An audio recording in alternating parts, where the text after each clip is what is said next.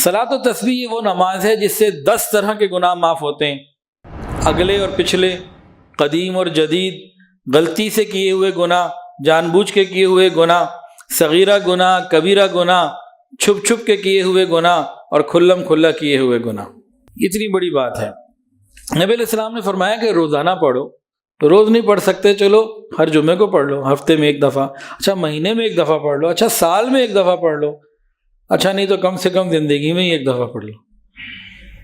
نبی علیہ السلام نے فرمایا حضرت اپنے چچا کو، یہ تحفہ بھی ہے، بخشش بھی ہے، خوشخبری بھی ہے۔ یہ وہ نماز ہے جس میں ایک نماز میں 300 مرتبہ تیسرا کلمہ پڑھنے کی سعادت اور توفیق بندے کو ملتی ہے۔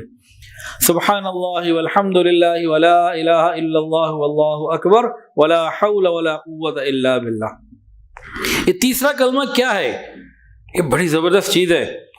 تیسرے کلمے کے جو کلمات ہیں نا، سبحان اللہ، الحمد للہ، اللہ اکبر، اس ہر کلمے کے اوپر جنت میں ایک درخت لگ جاتا ہے۔ ہر کلمہ اللہ تعالیٰ کو محبوب، ہر کلمہ میدان میں عمل کو بھر دینے والا، نیکیوں کو بھر دینے والا، ہر کلمے کا ثواب احد پہاڑ سے زیادہ۔ جنت ایک چٹیل میدان ہے اور یہ کلمات اس کے باغات ہیں۔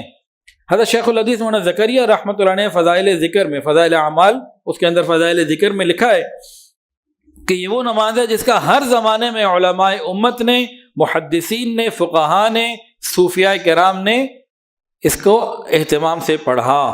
حضرت ابو عثمان حیری رحمۃ اللہ علیہ فرماتے ہیں یہ وہ نماز ہے کہ میں نے مصیبتوں اور غموں کے ازالے کے لیے، یعنی ان چیزوں کو ختم اور دور کرنے کے لیے اس سے بہتر کوئی نماز نہیں پائی۔ تسبیح پڑھنے کے طریقے ہیں،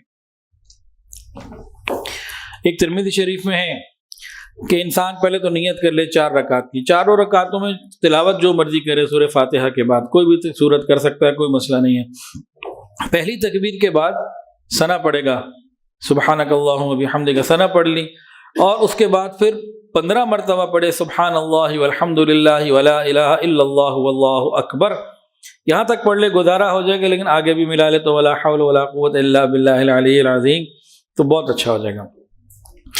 تکبیر تحریمہ کے بعد ثنا کے بعد 15 مرتبہ یہ پڑھے، سورہ فاتحہ اور کوئی سورت ملائے، رکوع میں جانے سے پہلے 10 مرتبہ پڑھ لے، تو کتنا ہو گیا؟ 15 اور 10 25۔ اس کے بعد ہر جگہ 10 پڑھنی ہے، رکوع میں 10، رکوع سے کھڑا ہوا قوما میں پھر 10، 25 اور 20 کتنی ہو گئی؟ 45۔ اب یہ سجدے میں گیا، پہلے سجدے میں 10، جب بیٹھے گا 10، اور پھر سجدے میں جائے گا 10، تو 30 ہو گئی، 45 جمع 30 75۔ اس ترتیب سے ہر رکعت میں 75 75، 300 پوری ہو گئی۔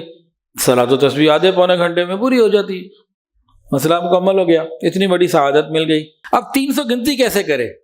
کاؤنٹر ساتھ رکھ لے، تسبیح ساتھ رکھ لے، کاغذ پینسل رکھ لے، کیا کرے بھائی؟